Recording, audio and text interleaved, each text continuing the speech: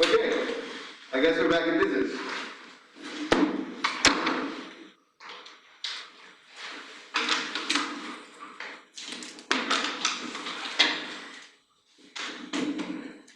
And let's see, time-wise. You also have 20 minutes. Sorry? Those 25 minutes. Okay, so in the interest of time, I hope, is it okay with everyone if we postpone questions about homework for chapter 4 until some supplemental office hours for tomorrow? Makes sense, because the last one you assigned us was on symmetry. Sorry? The last one that worked on was symmetry group space, right? Some of them were, yeah. So yeah, let's just go directly into the lecture. And then tomorrow, I know not everybody will be able to make it tomorrow morning, but What time? unclear yet. I know not everybody will be able to make it tomorrow morning, but at the worst, I'll record myself going over some of the homework problems, and then we can talk about questions in the afternoon. Is that okay? Is that okay? Okay, just because I don't want to get too far behind the syllabus. Okay? Okay, so where we left off in lecture, which was quite a long while ago, it was Wednesday of last week, because we just spent the beginning of Thursday reviewing and we didn't have class yesterday. I believe we defined, I remember now, I asked you to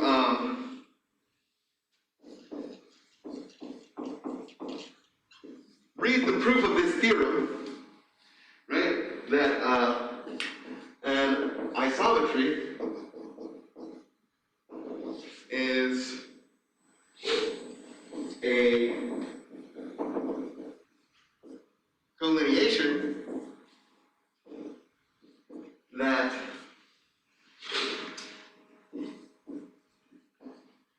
preserves basically every construction that we know in classical geometry, right? That is to say, betweenness,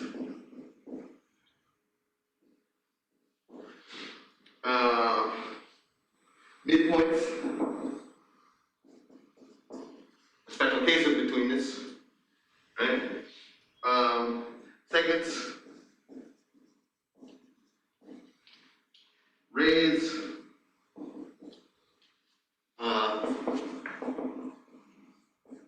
triangles, angles,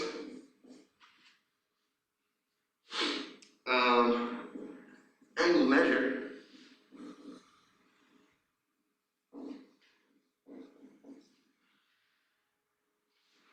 and perpendicularity.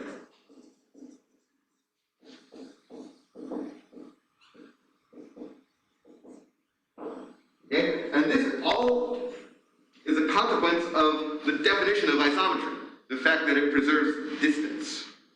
Okay? So distance alone is the salient quality, is the thing that allows us to say that this type of transformation preserves everything that we care about, quote unquote, in classical geometry. And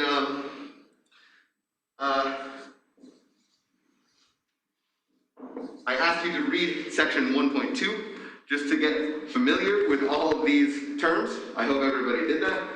And if you didn't, then you should go back and do it sooner than later. And then, and the proof of this theorem, which is basically like a couple paragraphs of written word. There's not really any computation or much that you would get from me saying that to you again now. The proof, which is what, pages 27 and 28.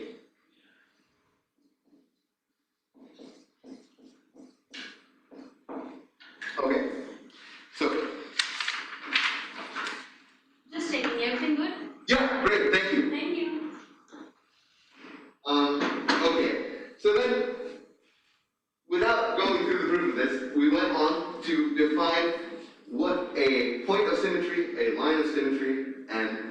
a symmetry is in general of a set of points.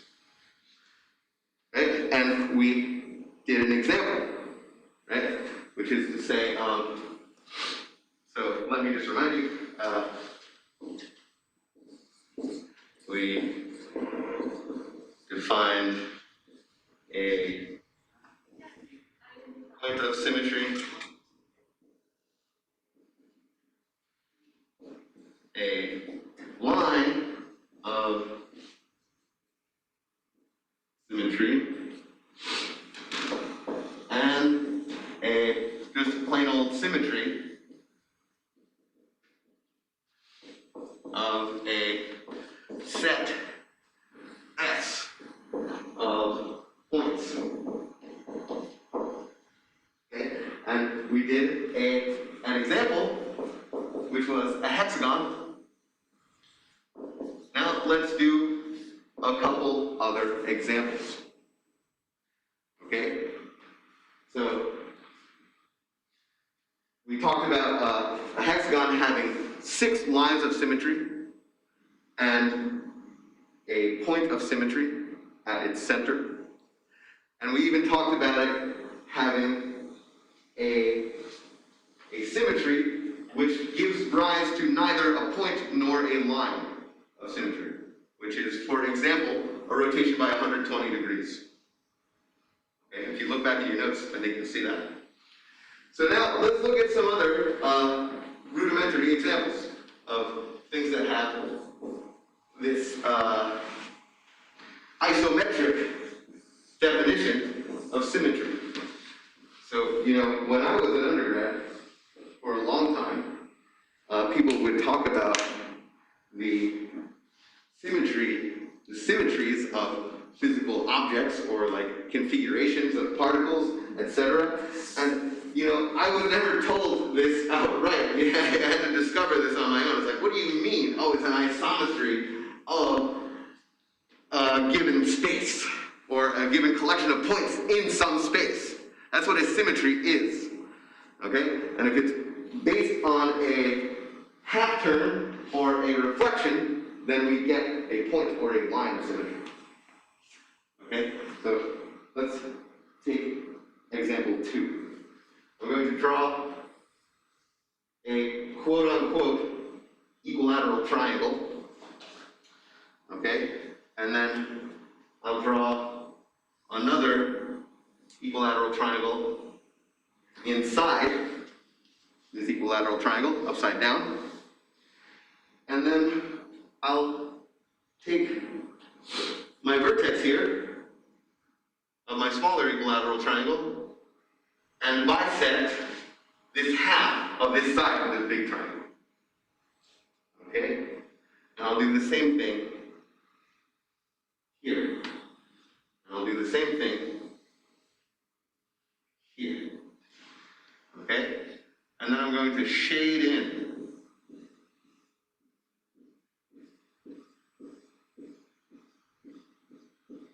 this collection of triangles that I've drawn. Okay? So, now, let me just say, label a point here in the center. P is at the center. P at the center of the shaded region.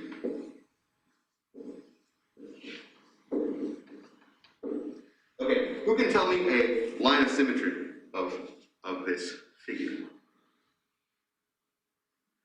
That is to say, is there any reflection that fixes this shaded set of points? Okay, I'm seeing a bunch of no's in class. Okay, and that's correct. There is no line of symmetry for the shaded region S. How about a point of symmetry. That is to say, is there a half turn, a rotation by 180 degrees, for which this shaded region S is fixed? Okay, again, I'm seeing a bunch of no nods in class. And in fact, that's correct. There are no points of symmetry for S, i.e. no half turns, sigma sub q of S equal to S. And if I wanted to put this in equation form, I could say, i.e. no reflections, sigma sub m of S equal to S. See that okay on Zoom? Yeah. Okay, good. Now, are there any symmetries? It has a rotation as a symmetry. Rotation, okay, when you specify a rotation, you have to specify two things, right? You have to specify the point about which you're rotating and how much you rotate by. P, you could rotate by 120 or 240 degrees. Yeah, good. So it has symmetry. It has symmetries. So no points of symmetry and no line of symmetry. It has symmetries, e.g. rho is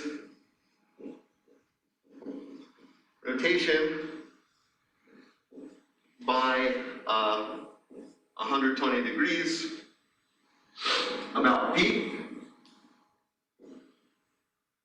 about the point P, the center of the figure, and as Zach was saying, rho squared, which is just rotation by 240 degrees.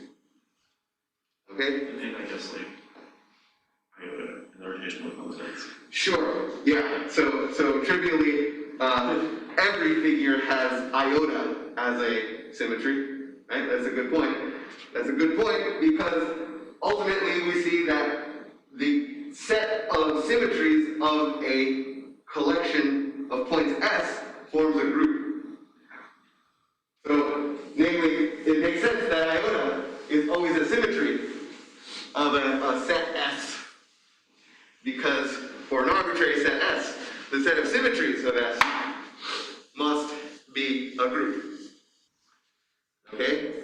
So this was, this kind of points to, this fact kind of points to what Felix Klein wanted to do when he became the chair of mathematics at, I forget what university he became chair of mathematics at. But he initiated this program wherein to study the geometry of a set is tantamount to studying the symmetries of that set, the isometries, in the correct ambient space, right? Here we're dealing with the plane, so the term uses isometry. Okay? So that's just a tiny historical piece. Oh, so Keenan says the other camera came back on. Yep, I see that now. Good, I guess they resolved the issue. Great. So we'll be back on track tomorrow in the regular room. Sorry for all that. Okay. Oh yeah, I just wanted to say,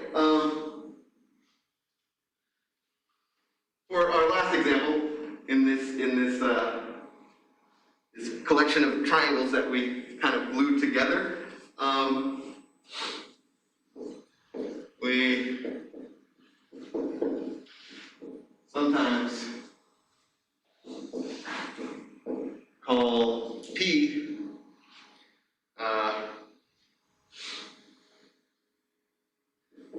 the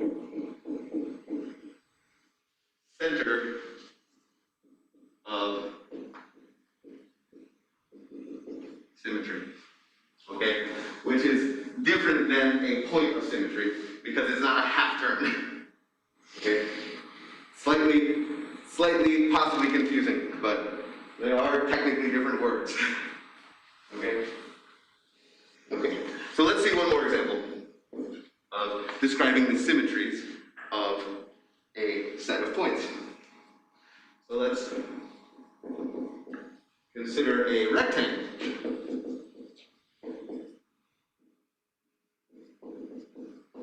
Which is not a square. So, and let's work semi-analytically and say that we label our axes, x and y. Okay, so I have my origin, and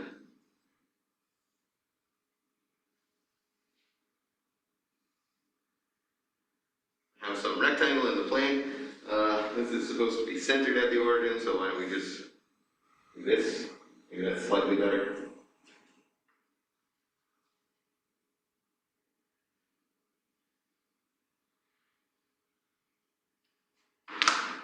Okay, it's not much better, but it's still better. I'll just label my vertices A, B, C, and D. Okay, so what, if anything, is the point of symmetry of this figure, this rectangle?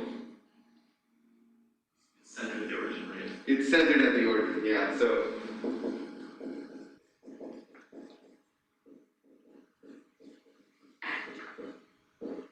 Put that in quotation marks because I don't want to endlessly adjust this. The origin. Yeah, the origin. The origin is a point of symmetry. Okay? So, how about lines of symmetry? What lines of symmetry does our rectangle have? Axes. Yeah, so it has both axes, yes, as Jordan said, both axes are lines of symmetry. Both the x and y axes are lines of symmetry. Now, if I say that the origin is a point of symmetry, and I say that the x and y axes are lines of symmetry, I had better be able to come up with some isometries that are based around that point, the origin, and those lines, the x and y axes.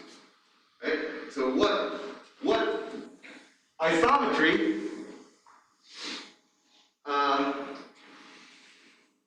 is a half turn about the origin that fixes my rectangle? And I'm looking for an analytic description here. Oh, so half about the origin is not specific enough. Sorry? So half about the origin is not specific enough. No, yeah, I did not. I gave you the synthetic description. You tell me the analytic description. A gets mapped to C. Okay, that's negative x, negative y. Yeah, right. So, so the analytic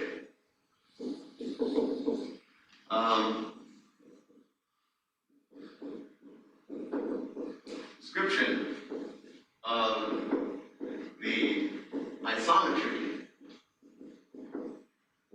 that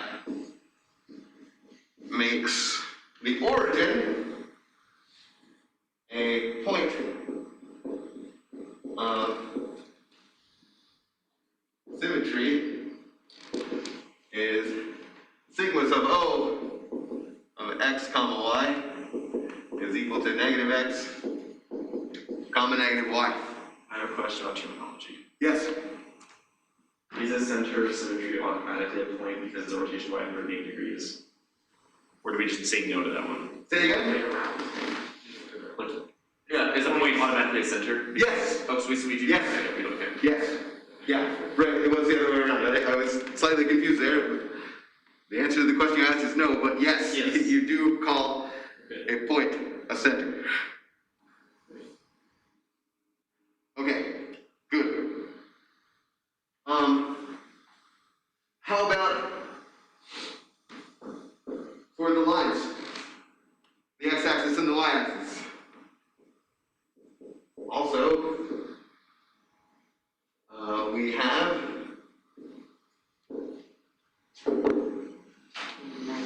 For the y-axis, would it just be negative x, comma y?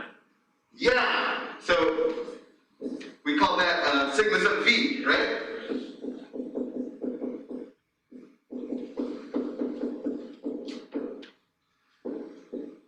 This is the isometry that makes the y-axis a line of symmetry.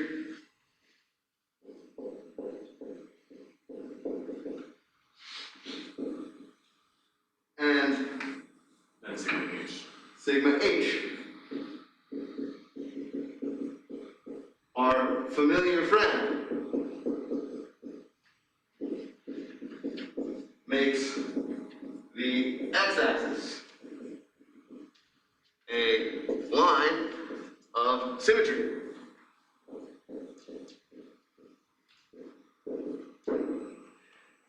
Are there any other isometries that fix this rectangle? Iota, good. Iota is also a symmetry of the rectangle.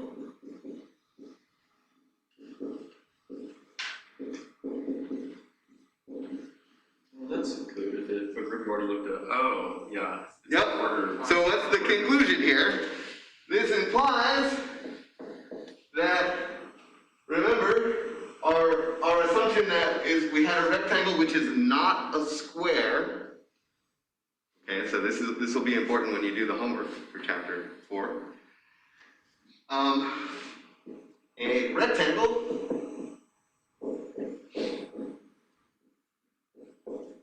which is not a square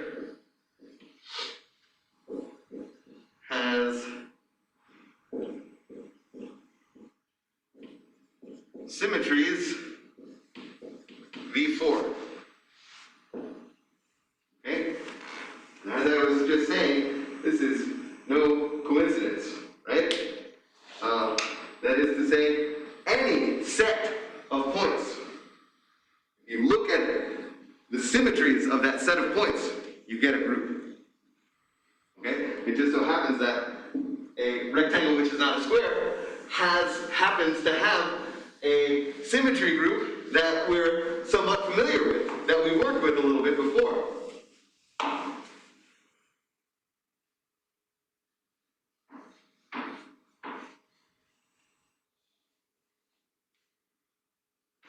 Okay. So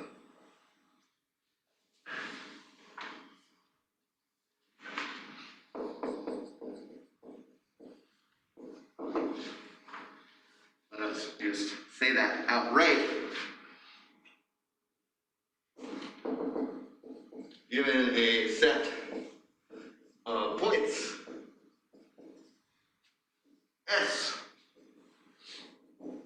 the set of symmetries of S form a group. Okay. Is this a generic statement or just for like planar geometry?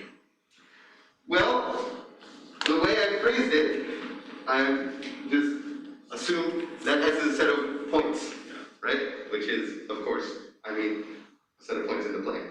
So we're restricting our attention to points in the plane. Now, that's a good question in general. When is there a notion of isometry?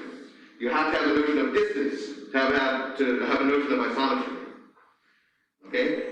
So it turns out that, sorry? So I don't like a metric space. Sometimes. So when you're in the context of a metric space, which we won't get into now, then you can make an equivalent definition.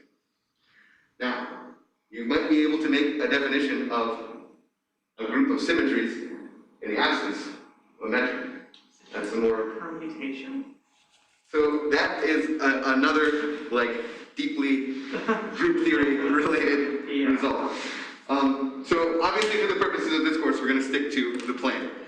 But that's a good question for those of you who know group theory in general. What are the necessary conditions under which you can say that you can make a definition of symmetry such that you get a group for any subset of the thing that you can define symmetries for?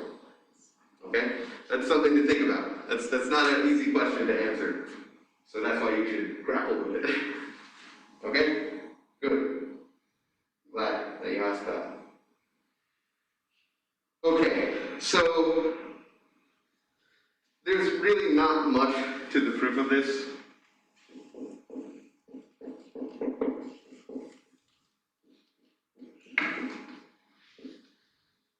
Okay? So, and I'll tell you outright, the hardest part is showing for alpha and isometry, fixing S,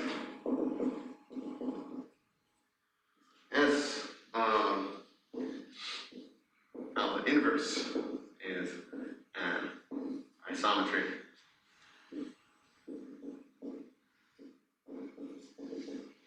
Fixing S. Okay. Hard but not too hard. Just happens to be the hardest thing in the list of things that you have to verify. Okay? And we've verified that a lot of sets of transformations or groups follows the same type of pattern. Okay? Okay. So here's a corollary.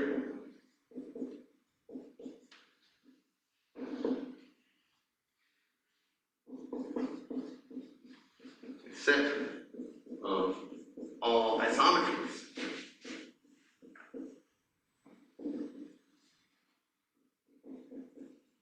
forms a group which we denoted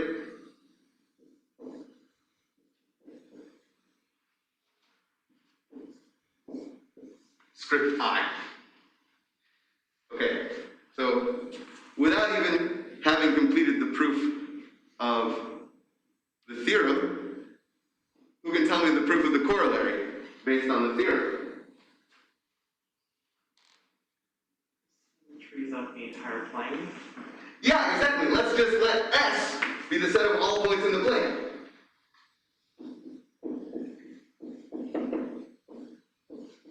Let S equal R2. Okay? Okay. All right. Great. So, now, we're at the stage. So, remember, we talked about several important groups of transformations, right? Talked about the group of translations. We talked about the group generated by half turns, right, which includes all translations as well. So it's somewhat natural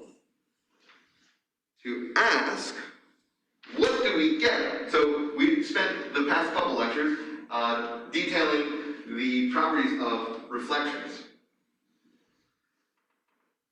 What happens when we take the collection of all reflections and generate a group from that? What do we get?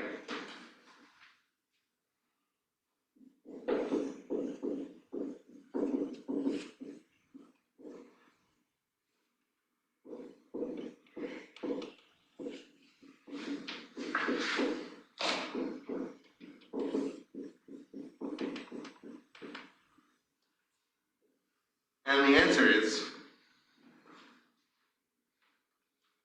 we get I. We get the group of all isometries. Okay, which on the face of it is kind of surprising, right? You may think that there's some exotic transformation that you could cook up that has nothing to do with reflections. But in fact, you can always factor it as a composition of reflections. Okay, and we'll actually sharpen that result quite a bit. It turns out that any isometry can be expressed as, at most, the product of 3 reflections. That is to say, every isometry can be expressed as either 1 reflection, the product of 2 reflections, or the product of 3 reflections. Okay? So that's where we're headed. Okay.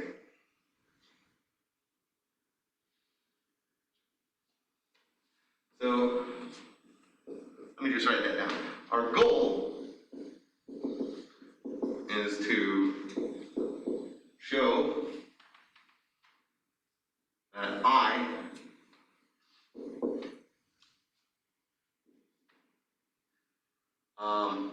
is generated sigma sub m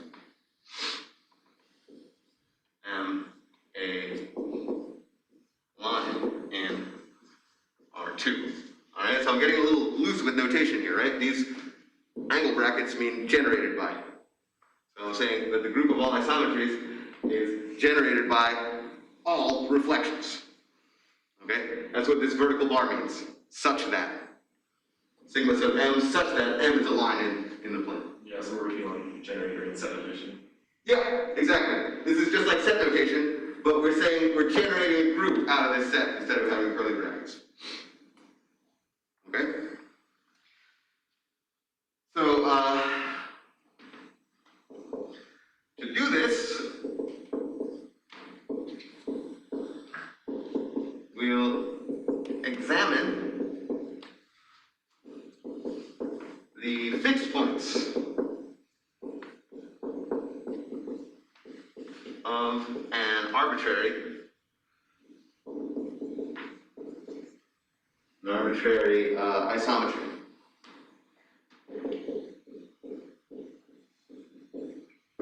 And what I mean by that is, if we assume that an arbitrary isometry fixes a certain amount of points, then we can say a lot that determines what the isometry does everywhere.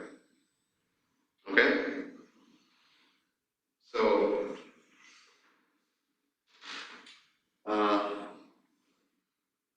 let's begin this in a systematic way.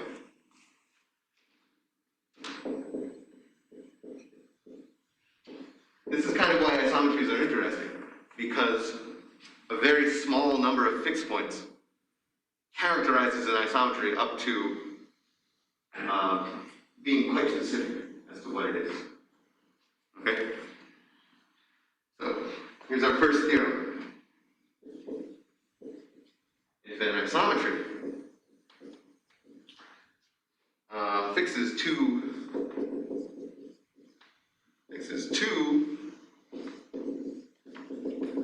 distinct points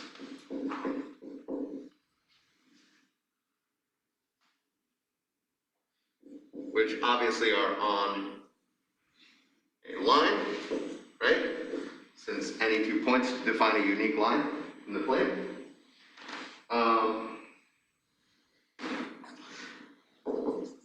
Then the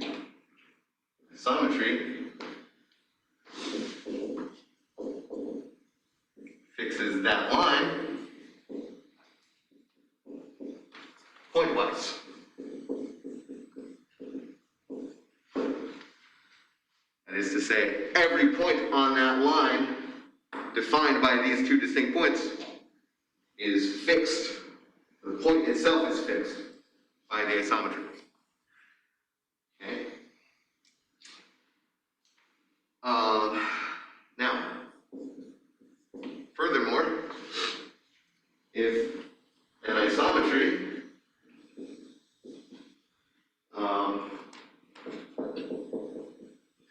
fixes three non-collinear points,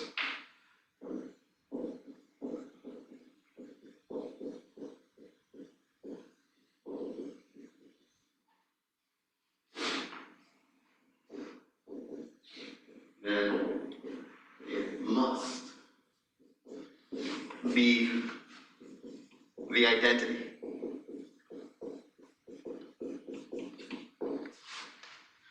Okay, so right away, I hope you see what I mean. Okay, like the first statement here is somewhat obvious, since an isometry by definition fixes distances. If you have two fixed points on a line, then any other point on that line must share the same distance All the betweenness of all the points in the line, Yeah. keep them in order, the same distances. Right, but this is a little more surprising. If an isometry fixes any triangle, then it's the identity. That makes sense. If you have two, you can fix a one-dimensional thing, so if you have three, you can fix the two-dimensional plane. Yeah, it does make sense, but let's justify it precisely. Also, I still think it's a little more surprising on the face of it, even if you're just doing dimensional arithmetic, dimensional analysis, so to speak, right? Okay. So this is next. We actually have a working clock in this room too. 706. But it moves. No, I mean, the other one was always 706. Right. Well, then it's just right at 706. Okay, so let's say we're given a point P on the line AB with A and B distinct, obviously.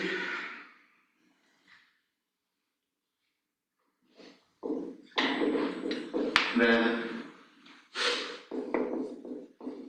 if we know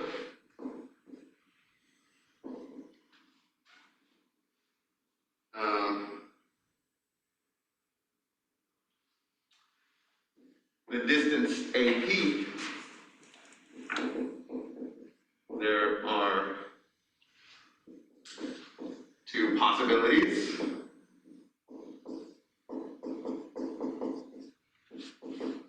For what P is, right? And if we know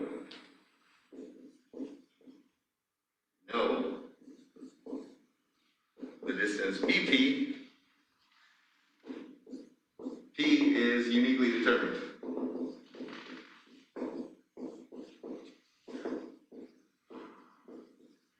Triangularization, but only 2 points is all. But on a line, yeah. Yeah.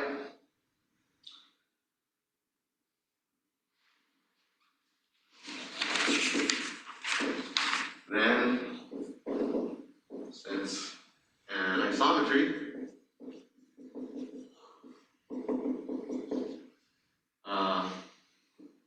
fixes distances, I should say, not fixes, I should say preserves.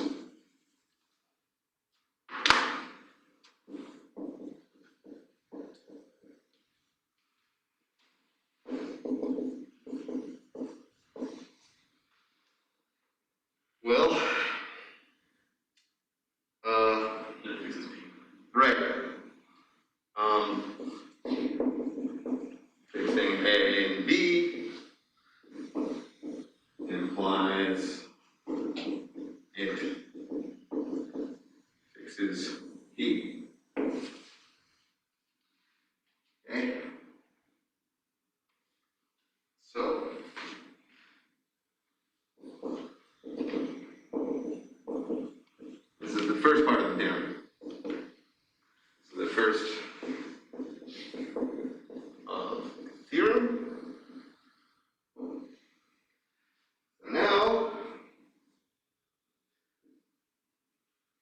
let's take A, B, and C, non-collinear points.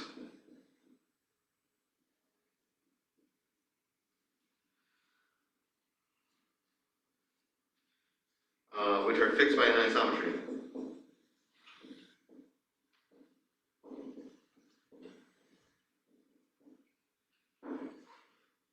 Okay. Oh, it's the same thing.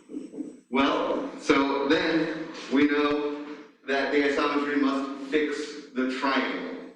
And I don't mean the solid triangle, I just mean the boundary of the triangle. Okay? Then the isometry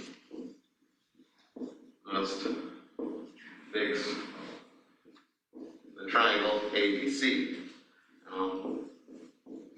Note, not solid. That is to say, not filled in. We're just talking about the boundary of the triangle. Okay?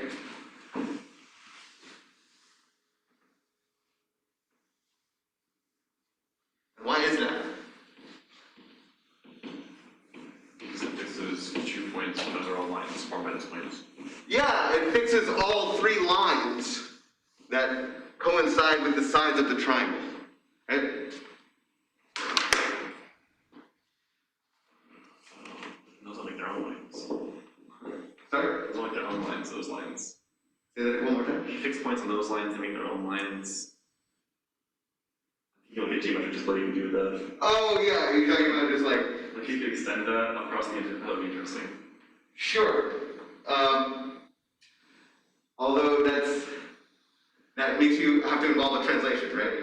If you're talking about like, Well, no, not an actual motion, but like, if all the, if the points on the sides are fixed point-wise, then those all form their own lines. An infinite number. sure. Okay, but then you have to pair them up. Right, yeah. Okay, so that's still something less desirable axiomatically. Yeah, good. So, since fixes all points on lines AB, BC, and CA. So, here's the leap, I guess. An arbitrary point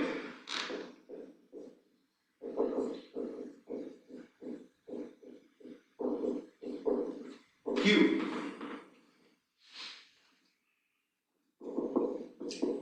in the plane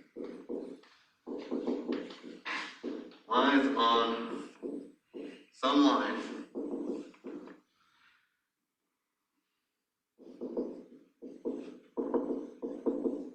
that intersects our triangle in 2 points.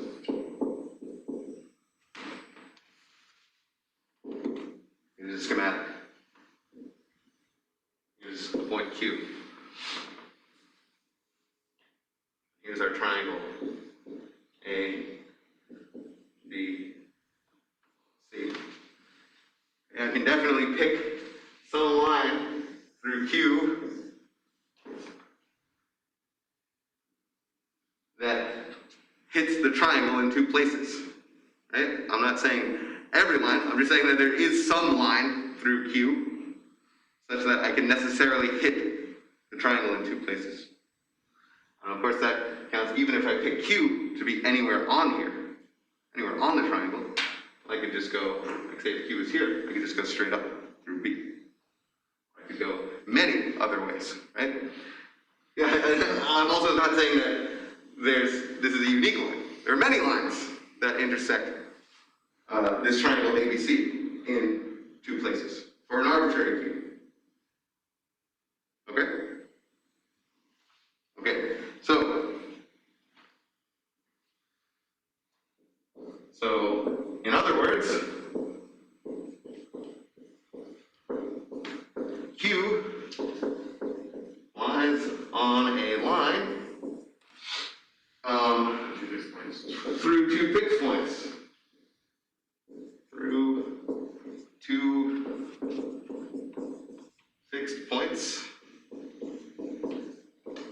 of the isometry.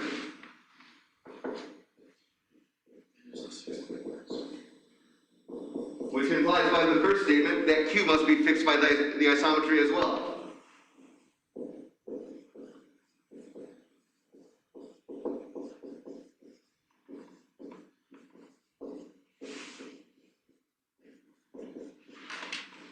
Okay, well, Q was arbitrary.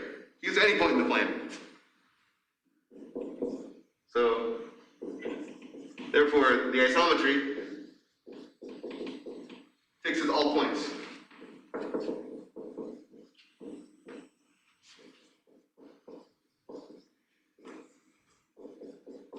Hence must be the identity.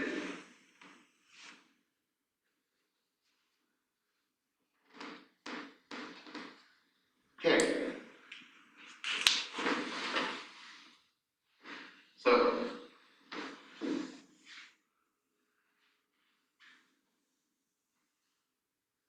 this theorem has a pretty useful corollary, which will be instrumental in our final proof that reflections generate the group of isometries.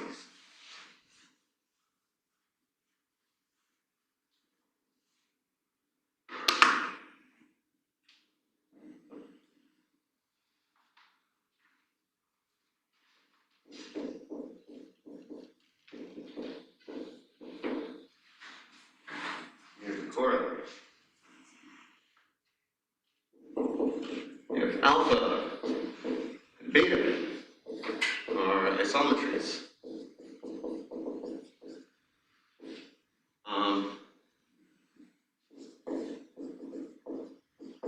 so that alpha of p equals beta of p, alpha of q equals beta of q, and alpha of r is equal to beta of r.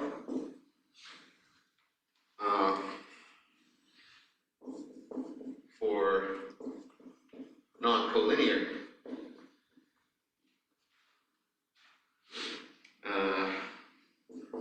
P, Q, and R, then these isometries are actually the same. Okay? So that is to say, if alpha and beta fix the same triangle, then All the points at the end. they're the same.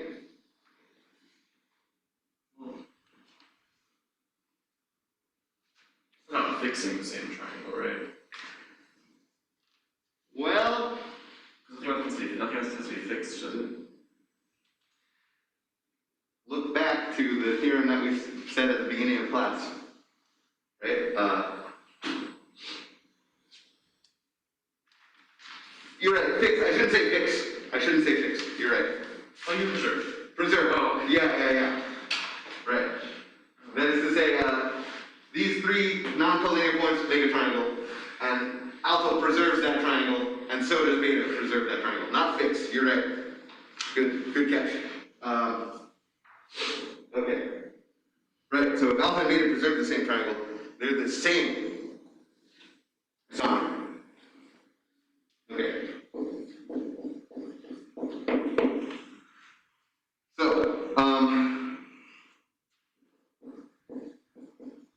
let's just simply apply beta inverse to each of the equalities.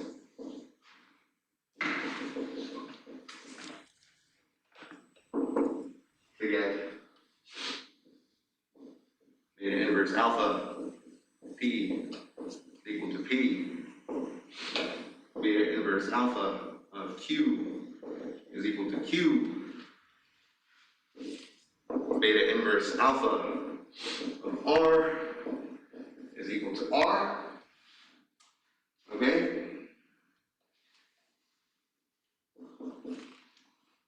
our last theorem, what does this say?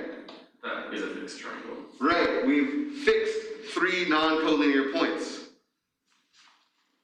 That is, beta inverse alpha is equal to iota, the identity, since it fixes 3 non-collinear points.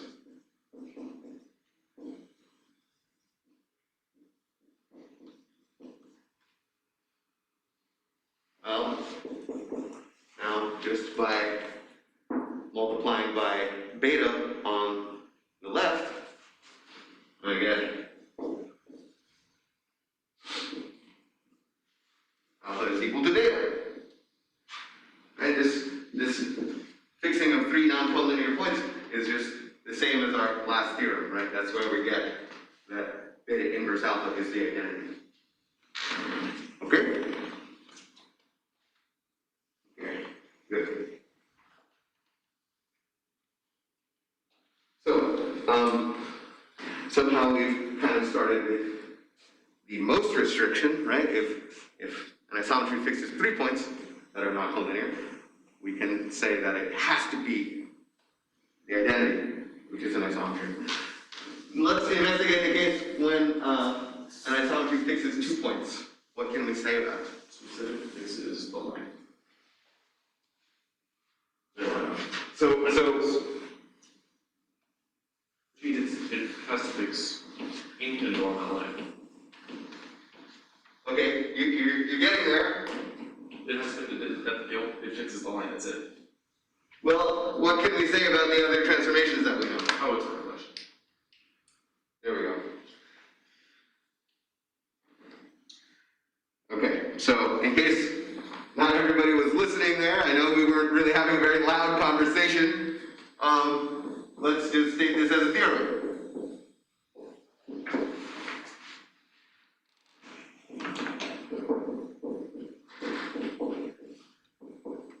An isometry that fixes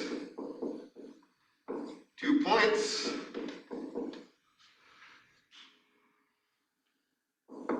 is a reflection or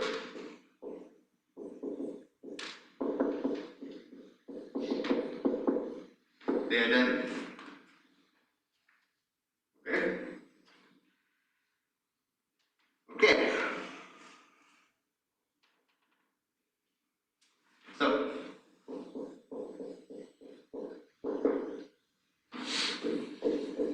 So suppose alpha some isometry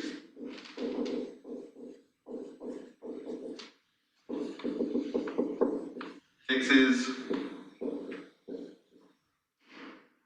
let's say, distinct points P and Q, hence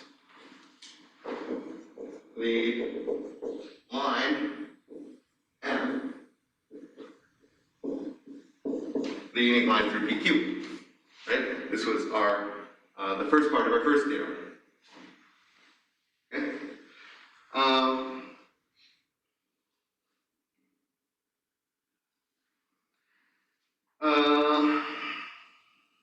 Cases actually. Yeah, so, well, it's not even cases, right? So, we know iota fixes all points. So, assume alpha is not equal to iota. We're not in that case, right? And we'll show that alpha is just equal to the reflection about M, or the reflection in M, to use the terminology of the textbook. Okay, so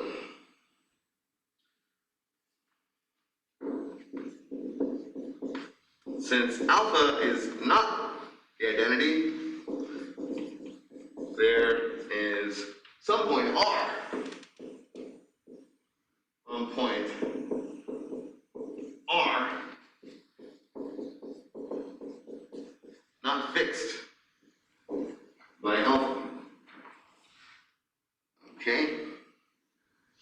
um, which by our deduction here, that alpha fixes M must be off M. The point R has to be off M.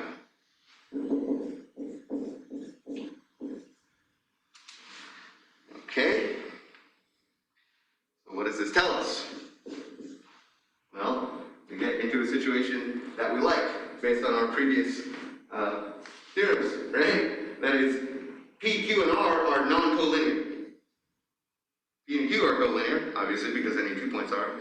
But R lies off the point M, which is just the line uniquely through P and Q. Okay? So, P, Q, and R are. Now it's like a reflection group. Sorry? Now it's like a reflection group with distance. So, what's the reflection group? Because like you draw, like we said before, you can draw the line to the line. It intersects once, but we know that since it's equal, like it has to be distant to all points on the line, that just is the line itself is the symmetry. Like when we show a reflection. Sorry, no, I didn't follow what you said exactly. But even before, you have an arbitrary point, you drew to your object with a triangle just last time, but this time you draw to a line. But if it's equidistant from all points on the line, there's only one other point that does that, which is the reflection. Right, yeah, so you're gonna find some point on M, Right. Well, which is the locus of points that are equidistant to R and what we're gonna define R prime to be, the image under alpha, right? Okay, so let's go through that together. Okay, so let's set R prime equal to the image of R under alpha. Then what do we have?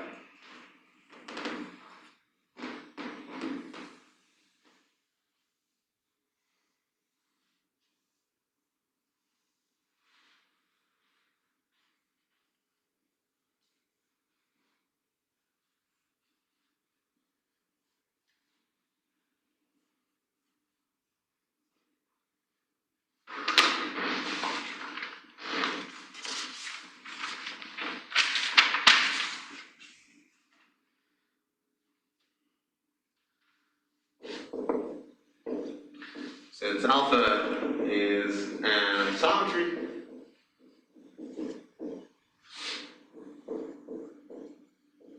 we have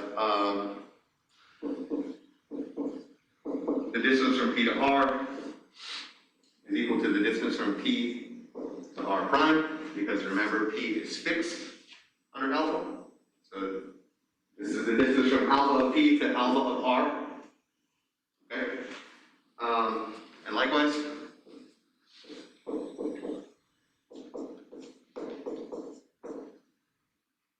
same.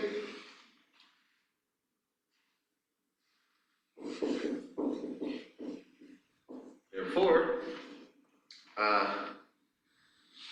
M, our line, is the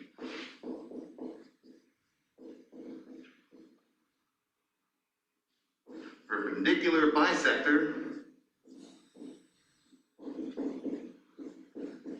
of R prime, since each of P and Q lie in the set of points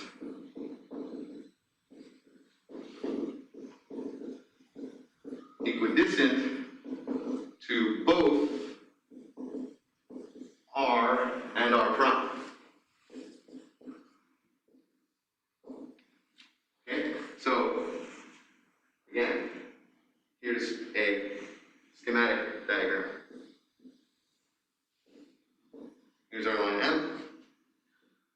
Let's take P here, Q here. Here's our point R off the line. And we have some point r prime to alpha of r. So these two distances are the same, and these two distances are the same.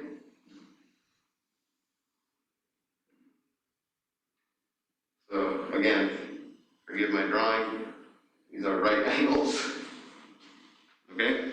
So M has to be the perpendicular bisector because both these distances are the same distance from r prime and r. Okay? Okay.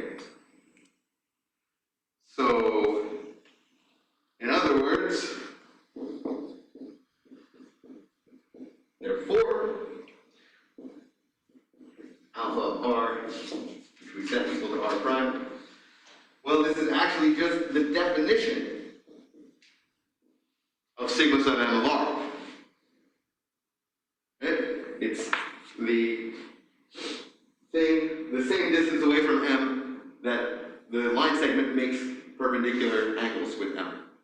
That's the definition of, the synthetic definition of reflection that we gave first, right? Okay, good.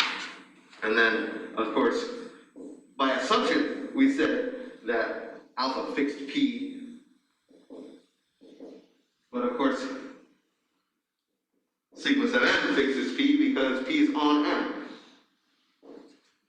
And likewise for q.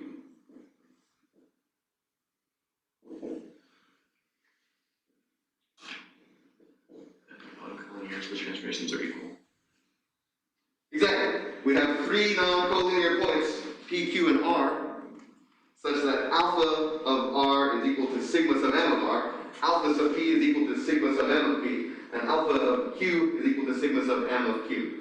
So therefore they have to be the same transformation. Alpha equals sigma sub m. Okay, so let's just write that down. Good.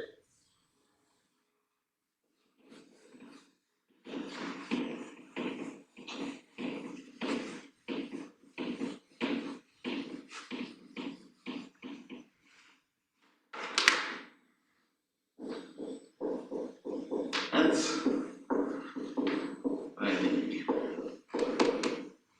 the corollary.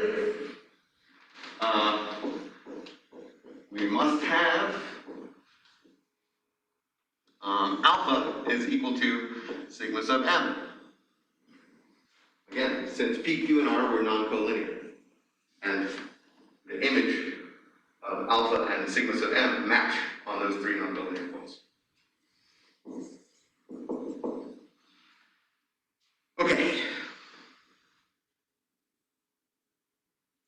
So, we're getting somewhere.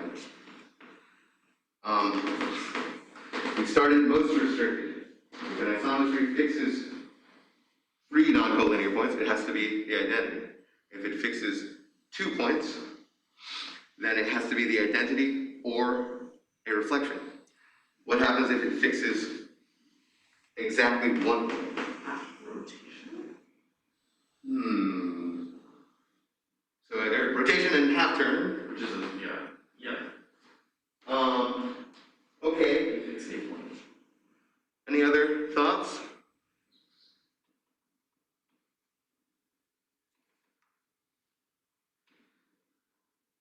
So I'll tell you.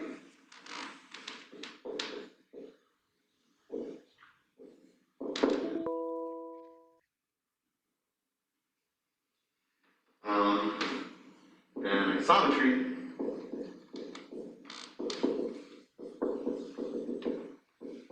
that fixes exactly 1 point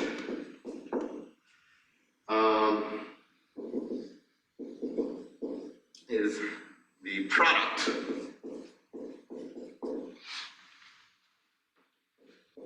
of 2 reflections.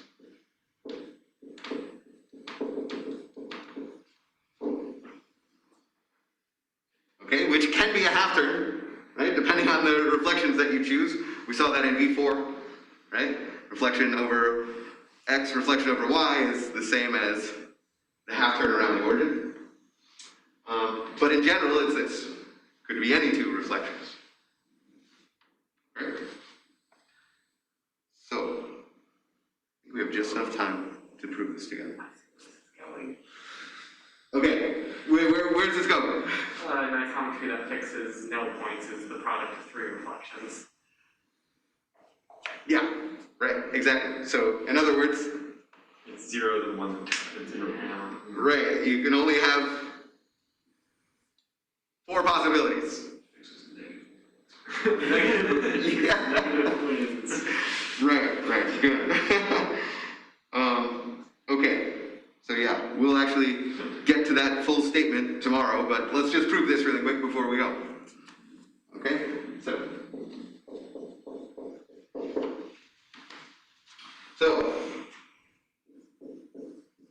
let's suppose alpha and isometry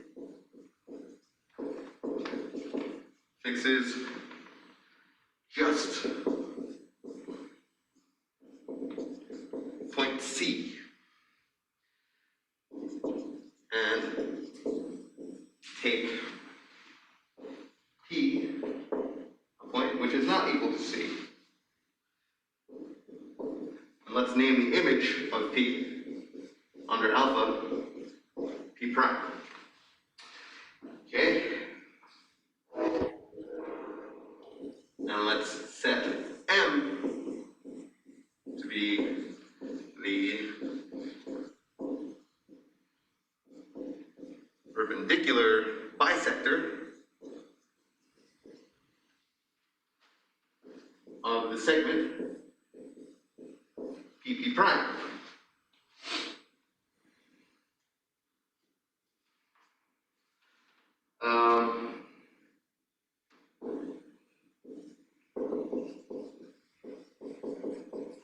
Alpha and isometry implies that the distance from C to P is equal to the distance from C to P prime, right?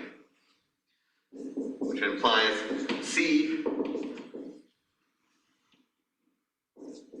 lies on M.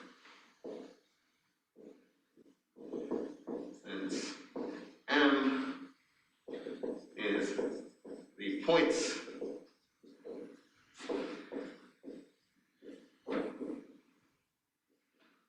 equidistant to P and P prime. Sorry? You have 2 lines that aren't the same line. Okay. Okay. Yeah.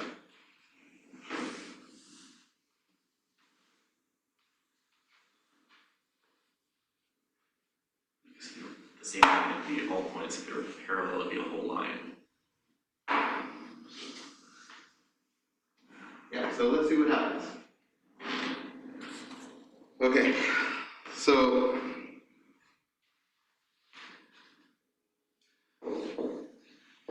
we have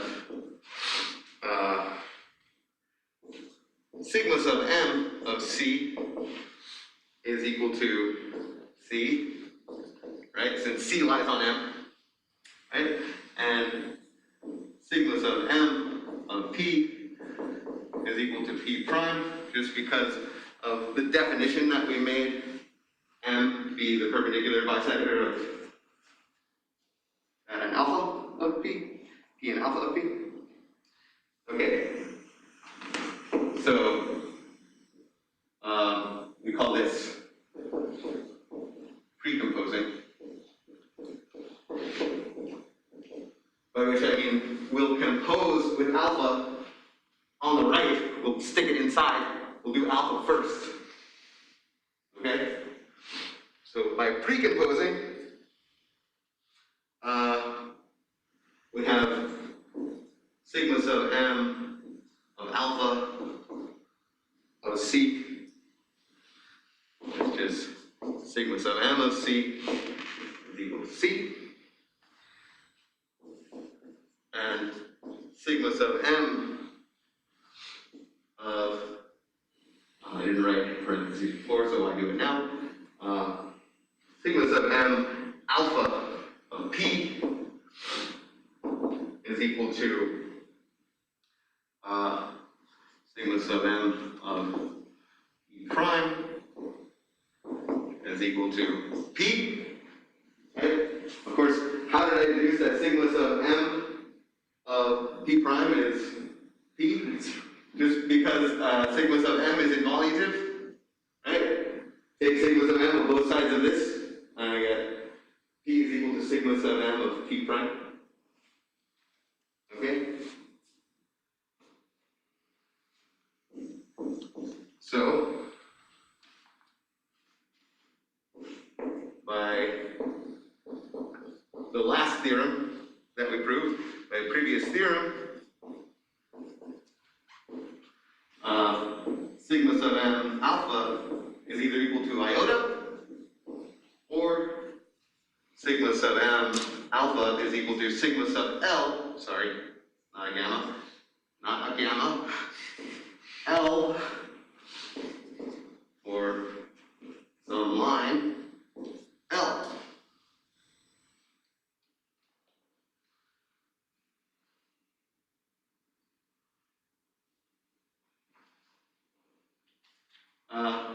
Not just for some line, sorry. For, let's give an explicit description of this. L is actually just the line that goes uniquely through C and P.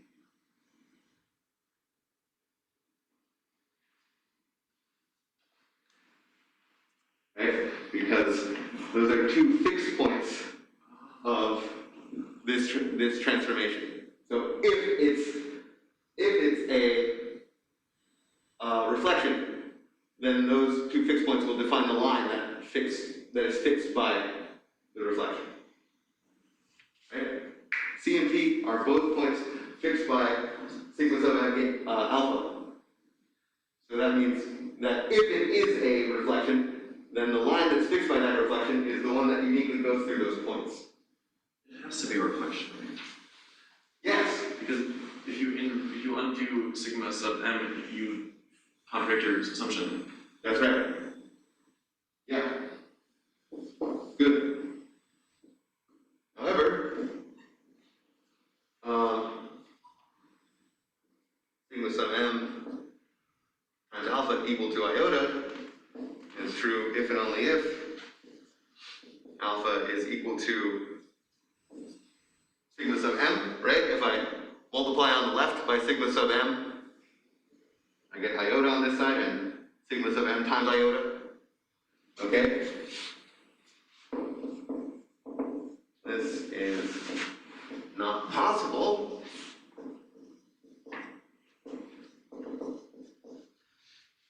Since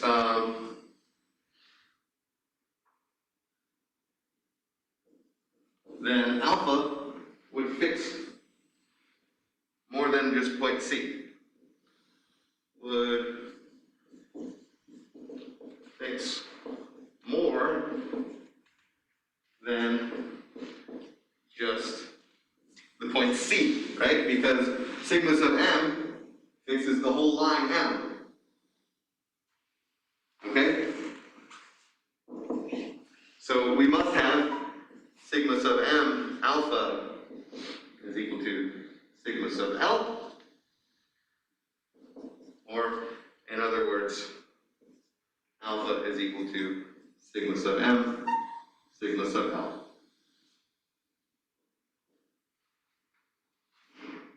So our arbitrary isometry is now expressed as the product of two reflections. Okay?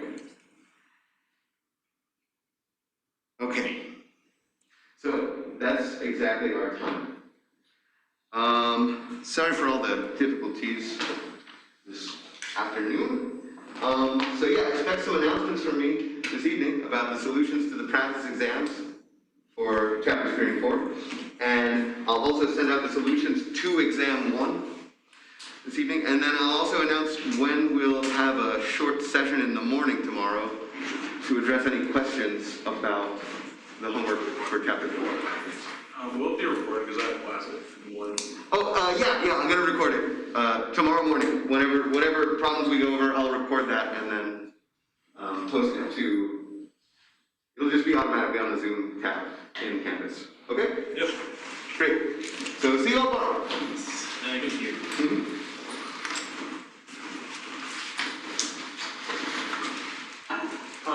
So yes, William, exam 2 is chapters 3 and 4, that's right.